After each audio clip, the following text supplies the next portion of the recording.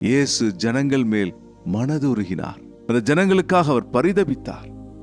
அவ்வளவு தூரம் இந்த பூமியில் இருந்த பொழுது தன்னை சுற்றி இருந்த நம்பிக்கையற்ற கணக்கற்ற மக்களுக்கு அவர் நம்பிக்கை கொடுக்கிற தெய்வமாக நடமாடினார்.